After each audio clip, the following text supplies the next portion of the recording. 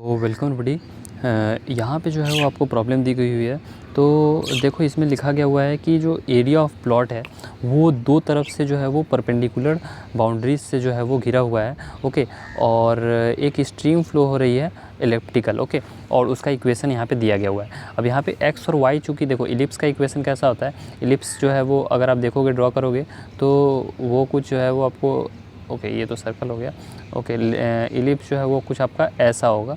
तो यहाँ पे जो है वो आपको जो प्रॉब्लम दी गई हुई है उसमें इलिप्स में एक्स और वाई का इक्वेशन में पॉजिटिव है, तो सिर्फ ये वाला एरिया आएगा। तो इसलिए जो भी आगे मैं इक्वेशन यहाँ पे अब आगे बनाने वाला हूँ तो उसमें आपको बस ऐसा ही फिगर देखने को मिलेगा। ओके, तो अगर ये स्टैंडर्ड इलिप्स का इक्वेशन है तो स्टैंडर्ड इलिप्स के इक्वेशन में जो है वो क्या होता है कि ये एक्स एक्सिस है और ये वाई एक्सिस है, और यहाँ पर जो ये वाला जो पॉइंट होता है ये ए होता है और ये वाला जो डिस्टेंस होता है ये बी होता है। ओके, सो यहाँ पे आप देखो कि स्टैंडर्ड इलिप्स का इक्वेशन है ये, और एरिया जो होता है वो ऐसा पाई ए भी होता है।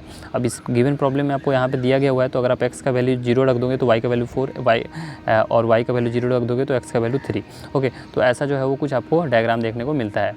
अब यहाँ पे जो एरिया ऑफ द प्लॉट है वो कुछ आपको ऐसा रहेगा, और area of the means analytically आप निकालोगे तो एरिया ऑफ द प्लॉट क्या होगा, area of the ellipse by 4।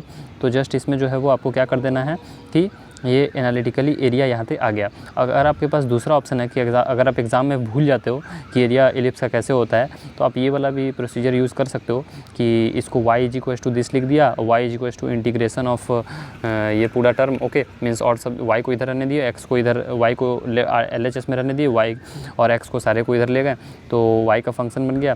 फिर आप इसको इंटीग्रेट कर दो। ओके, तो इंटीग्रेट आप देख लो कि कैसे कर रहे हैं कि सब्स्टिट्यूट कर दे रहे हैं, x equal to 3 sin t। फिर यहाँ पे आप देख लोगे कि dt x dx क्या हो जाएगा, x अगर 3 sin t है तो dx आपका 3 cos t dt हो जाएगा। और फिर आगे जो है वो ये सभी आपका पैरामीटर्स भी चेंज हो जाएगा, x का, और x का जैसे 3 है तो x का 0 है तो t का 0 हो जाएगा, x का 3 है तो t का π/2 हो जाएगा वो। फिर आप जो है वो ये सिंपल सा जो है आपको यहाँ पे इंटीग्रेशन करना है, और एनालिटिकली भी आपको निकल के आ रहा है 9.4278। ओके, तो ये आपका हो गया एनालिटिकल सॉल्यूशन।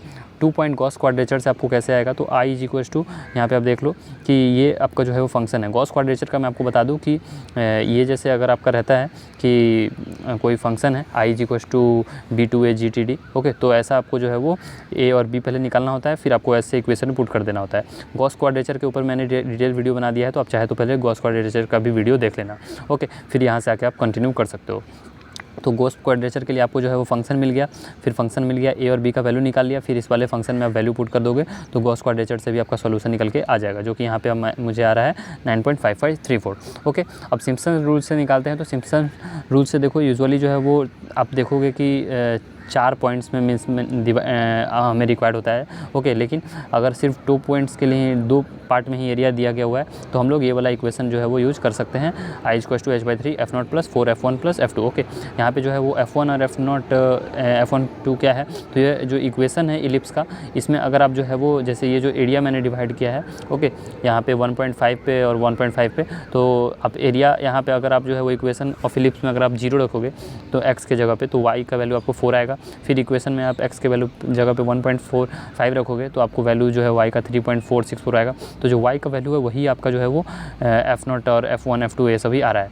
ओके, तो सिम्पसन से आप निकालोगे तो आपका जो है वो 8.928 आएगा। ओके, और अगर सिम्पसन रूल्स को अगर आप जैसे ये 4 पॉइंट्स पे निकालते हो, जैसे 3 एरिया में अगर मैंने डिवाइड कर दिया, जैसे एक यहाँ पे ये हो गया, दूसरा ये हो गया, तीसरा ये हो गया, चौथा ये हो गया, तो उस केस में आप जो है वो ये वाला आप को जो है वो इक्वेशन निकल के आएगा, और आप फाइनल जो है वो ये वाले इक्वेशन में पुट करोगे तो 9.2504 निकल के आ रहा है। ओके, सो 9.2504 आप अगर देखोगे तो यहाँ से सॉल्यूशन आपको आ रहा है सिम्पसन्स वाले से। ओके, सो तीनों टाइप से मैंने सॉल्यूशन निकाल दिया है, एनालिटिकल, 2 पॉइंट गॉस क्वाड्रेचर और सिम्पसन रूल से। तो तीनों में से किसी भी तरीके से आप निकाल सकते हो, और जो इसमें इक्वेशंस यूज हुए थे वो ये गॉस क्वाड्रेचर का यहाँ पे है, और multiple application trapezoidal rule, Simpson rules के लिए ये वाला, और एनालिटिकल को मैंने आपको बता दिया। तो इसका PDF भी जो है वो आप चाहे तो सिविल गिरी टेलीग्राम चैनल से आप जाके डाउनलोड कर सकते हो। So thanks for watching the video. और अगर आपको गॉस क्वाड्रेचर या फिर सिम्पसन रूल्स ये सभी समझना है तो उसके रिगार्डिंग आप प्लेलिस्ट में वीडियो मिल जाएगी, वहाँ से आप देख लेना।